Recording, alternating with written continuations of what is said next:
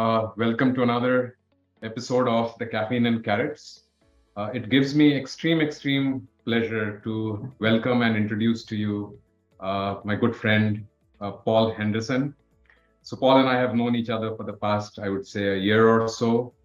And very happy to have you, Paul. A quick introduction, and then we'll have some initial comments from you. For the viewers, Paul is a very active speaker. He is a consultant, and he's an established author in this space. Very recently, he actually launched a book called Income from Outcomes, a fantastic book. I'd highly recommend you have a look at it. Great thoughts, great frameworks. We obviously, Paul, Smart Carrot, aligned to the outcome philosophy, as you are aware, and that is one of the reasons why we got together. Previously, you have also written a book called The Outcome Generation. So, the outcome concept in customer success and in managing customers has been there with you for a while now. So once again, welcome to Caffeine and Carrots. I think we'll have a very good session. Thanks, initial Prithwi. thoughts from you. Great to be with you. Thank you. And you're right. I think our thinking is very aligned. I was impressed the first time I asked to interview you to get your input. And you're a contributor to the last book. It was a pleasure to hear your ideas and concepts about outcomes and how developed they are. Absolutely. No, thank you very much for that as well. Let's begin the conversation. We'll pull you straight in, Paul. So, and you and I have discussed this offline, but it'll be good for the audience to also hear your thoughts around what do you see really changing in the customer success world right now? And why is this obsession you have with the outcome concept?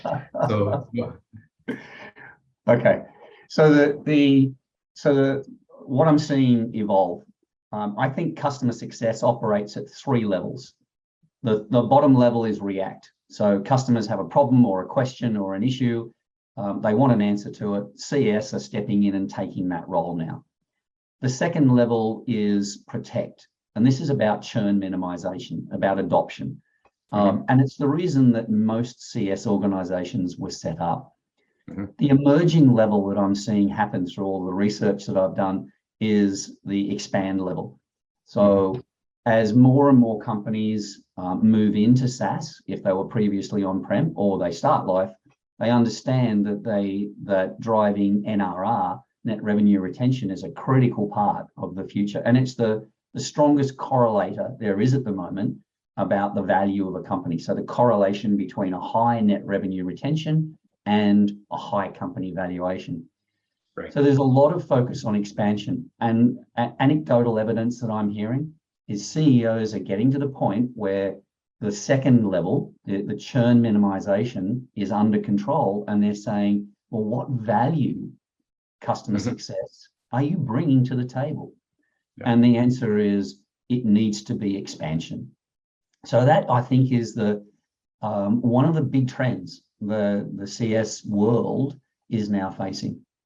Yeah, absolutely. Wonderful. And I second that. We are seeing that with our existing customers. We are seeing that in our prospect base.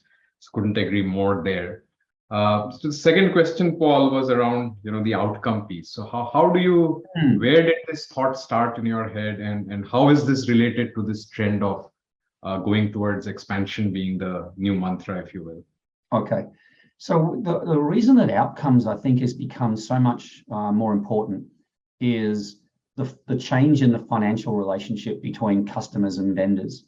So if we go back, prior to SaaS, prior to cloud, then vendors got most of the money up front. Customers bought the software up front, they bought hardware to run it on up front, they paid for services during the project, which was up front before they went live. And so by the time the project, software was live, the customer had spent most of the money that they would spend over probably the next 3 years. Yes, there would be some maintenance revenue, but as part of the overall picture, it was small. Yep. If the implementation went badly and the customer wasn't happy, then, okay, that wasn't good for the vendor, but they didn't lose a lot of money unless they were successfully sued, which didn't happen too often. As as the relationship changed with SaaS, now the revenue stream is different. Now it's spread out over those first 3 years fairly evenly. Maybe the services are still paid up front. If the customer doesn't feel successful for any reason, even if it's not the vendor's fault, they can cancel the contract, they can stagnate it, they just say, well, we're not spending any more with you, there's no expansion, or they can reduce usage. And all of those 3 outcomes cost the vendor money.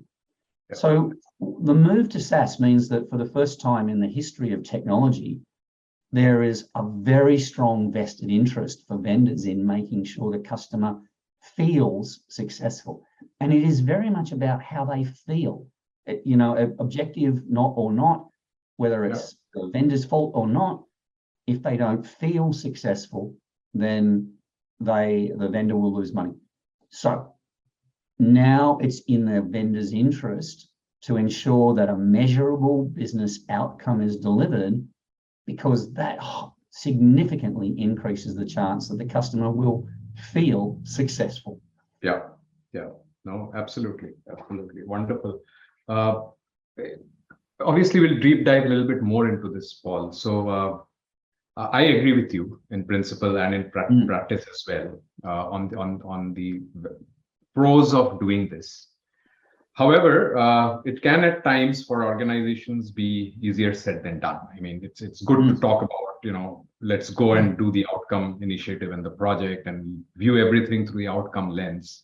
So what have you seen being some of the key challenges as organizations try to implement this philosophy of driving outcomes for their customers, right?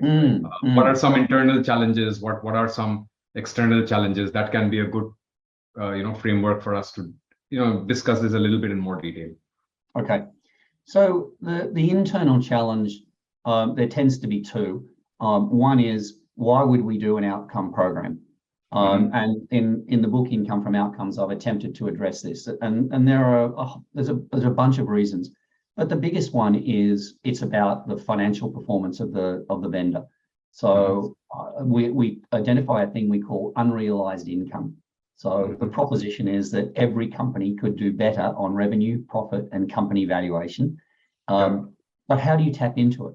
An outcome program gives a way of doing that, of a new engagement, a new opportunity to drive increases in revenue, profit, and therefore company valuation. The other challenge then is getting alignment across all departments. So it's possible for a CS department to start an outcome program. It will be far more effective if eventually the entire organization is using the same approach. So the marketing message to the world is about the core outcomes that this vendor delivers. The sales organization sells the outcomes. Professional services or onboarding make sure the outcome initially occurs. The CS organization is to ensure continuous improvement. So not only just getting the initial outcome in place, but ensuring that there's a process for improving that year after year after year. That, by the way, is how you drive expansion revenue. Continuous improvement of the core outcomes that as a vendor you help your customers achieve. Right. So they're, Prithvi, I think they're the 2 big ones. Are you seeing anything different? Are you seeing anything else going on? No, I think you covered it. There is one additional point I might bring in, though, is even within a function, you might have to look at the hierarchy, so the what's in it for me, both internal and external, as you go up and down the hierarchy. So you're talking to the CEO of the customer organization. The outcome discussion will have to happen in a certain way. When you're talking to the actual user of your product or tool or service, it might have to happen the other way, because they may not care as much about the company valuation, or they care about their life. How does it impact them? Does it improve their day-to-day or not? So that's only the other piece, I think. So how do you factor that piece in? Yeah, you're right. And if we think about how a decision gets made, and this is true of any decision, there are 3 factors in B2B. The first thing that people always think about is exactly what Prithvi, you just said. What's in it for me? If I back this proposal, what do I get out of it? The second is what's in it for the company. So WIFM, what's in it for me? WIFCA, what's in it for the company? Right. Is there a business case? Is there a good business reason we would do this? And the third element then is risk. So what's my personal risk if I back this? And what's the company risk if I back this? So those three elements together create a perception of value. What's in it for me? What's in it for the company? How much risk is there? Right.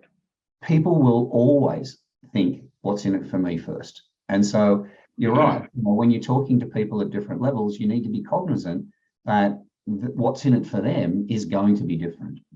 Yeah. The company value, the value for the company, yeah, you can measure that, you can put a number on that, but the what's in it for me is going to be different. Right, right. And then that actually brings me to one more point. On an external side, so this is even internal, it holds good both internal and external stakeholders. For external stakeholders now, how do you sort of make that, differentiate this across the different personas you encounter? I mean, internally, it is still easier from a communication standpoint that, hey, this is why we should be doing this. This is why onboarding, you should also follow the outcome. So this is still internal. Also, external needs for, I believe, the outcome approach needs a collaborative sort of participation by the customer organization also. They cannot be hands-off and say, hey, meet my outcome, irrespective of whatever I do. That's not possible. So do you see that as a challenge, or do you see that more as, it's a way of approaching it so that you get the customer to buy in? I think it's a challenge, but I think it's also an opportunity. So if we think about the traditional engagement through the IT organization, they're being affected by a few things. One is there is a shift in who the most dominant buyers are now inside customers. It used to be that IT were the most influential. The data suggests now that line of business people are now the dominant influence on buying decisions. So IT, instead of owning the buying decision, are now having to support the line of business people. So their role is changing. We're seeing digital transformation, and I would make the observation that I see a lot of digital translation, the change as being a bit aimless.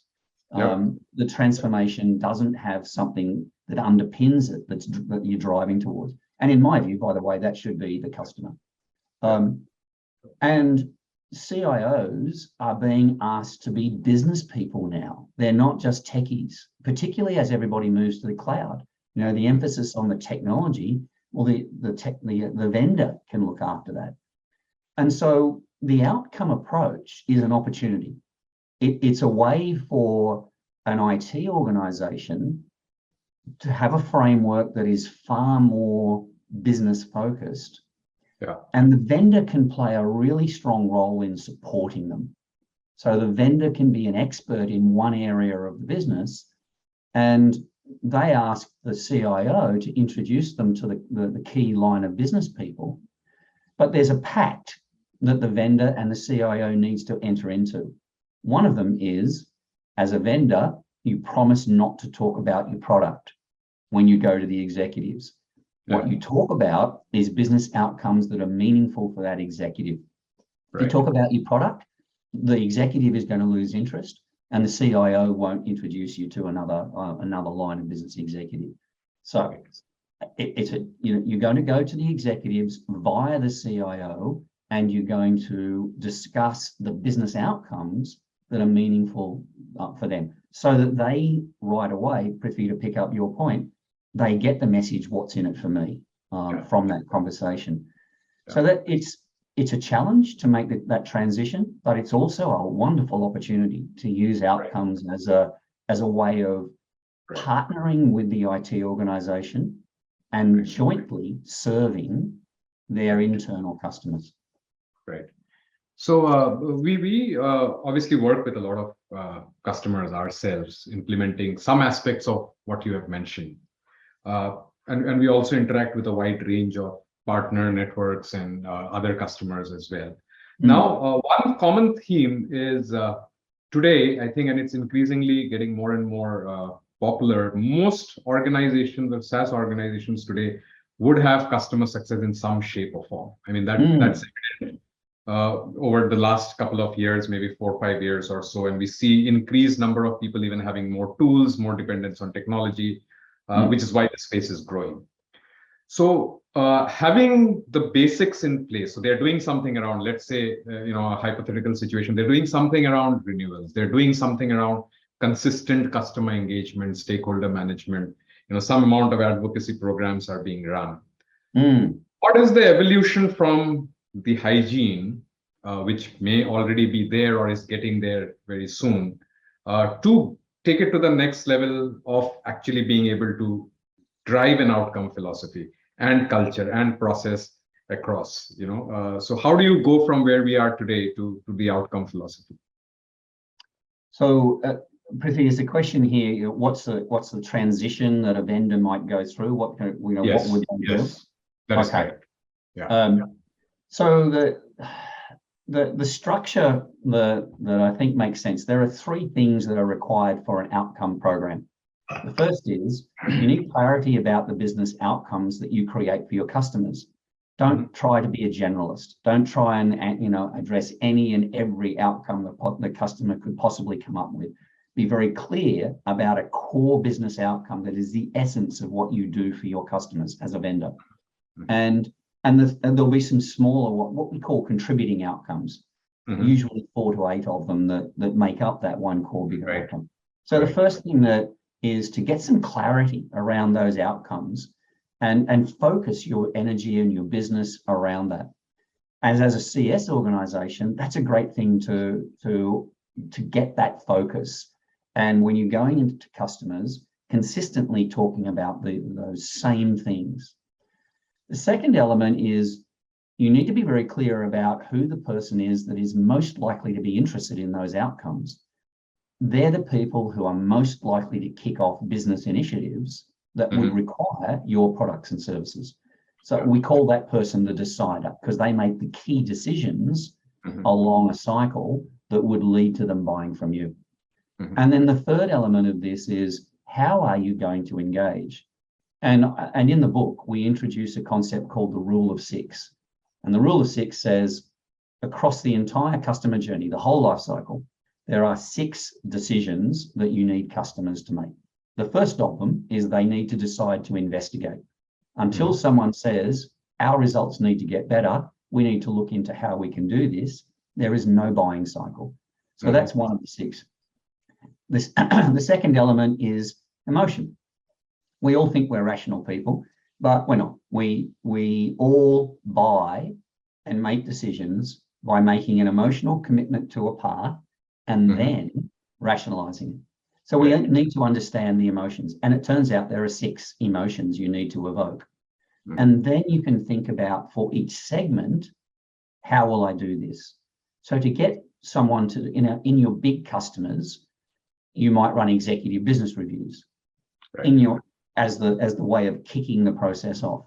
In your very small customers, your long tail, you can't afford that. So you will need to find an automated way of doing it. But the objective is the same. Create the emotion that will lead to the decision at each step along the life cycle. Right. So the way to go about doing this, the transition that you just talked about, is you start with a pilot. You pick one segment, you pick some of the customers, and you start working with them on your model. And it's an agile process. You learn from that, make some changes and improve it. Learn more, make some changes and improve it. Expand the number of segments, and gradually you'll get more and more of your customers into your outcome umbrella. Wonderful, wonderful. I really like this concept. I'll reiterate it for the audience again. So you said start with one big outcome, and then there is this underlying contributing outcomes, which may be 4 or 8 in nature, which you have to tie to the main outcome. And then start small, take a segment of your customers or a particular category or a geography, what have you, or a product line, and then implement and then keep going iteratively in an agile manner from there. Yeah, loved it, Paul. I think this is great. There is this reminds me, there is one particular aspect in the book I really, really liked. So I want to, ask you a little bit more details around that. Mhm. And this is the concept of what you mentioned as a project success, because we talk about value in customer success a lot of time. We talk about success matrix a lot of time. We call our playbook success plays, and so the word success is actually a little bit overused. So when we say project success or initiative success versus outcomes, you have that section, and you're saying that what is the relevance of this concept? There may be certain products which are sort of more self-service in nature. They don't need a long implementation cycle. So what is project success versus outcome, mean for that? And there are these other set of products which may have a longer implementation cycle, a little bit more complex in nature. So what does it mean in those scenarios? I think both would be good to hear from you. Okay. So the context of the difference between the outcome and the project outcome, the nature of a success outcome, the big outcome that you help customers achieve, is usually one that will never be 100% achieved. So my background, for example, is ERP software, mainly focused on manufacturing companies. Our mantra was effective operations. So they bought our ERP software to help them run the operations of the business more effectively. Right. We could always improve that. They would never, ever reach a point where they said, that's enough. We never, ever want to improve again. So we want a model where we are driving continuous improvement. Every year, we're going back and looking for the next improvement. That improvement each year will be delivered as a business initiative. Right. That business initiative will have a business case. Right. And that will lead to a project, perhaps implementing some more software, new modules, or a new part of the business. There should be a measurable improvement in effective operations from that project. So each of the business initiatives or projects should have its own objective, a measurable result that needs to be delivered, and the context should be continuous improvement of the big outcome that you help customers achieve. Right. No, wonderful. I think these are very, very valuable, and I'm sure the audience will also agree. So, Paul, we are actually running out of time. So we'll have to summarize this a little bit right now. And, I'd love to have you back and carry the conversation. You and I can talk regarding this for a long, long time. We're both passionate about this philosophy here. But in the interest of time, any last thoughts in trying to summarize, our conversation today? What are the top 2-3 takeaways you would want the audience to have?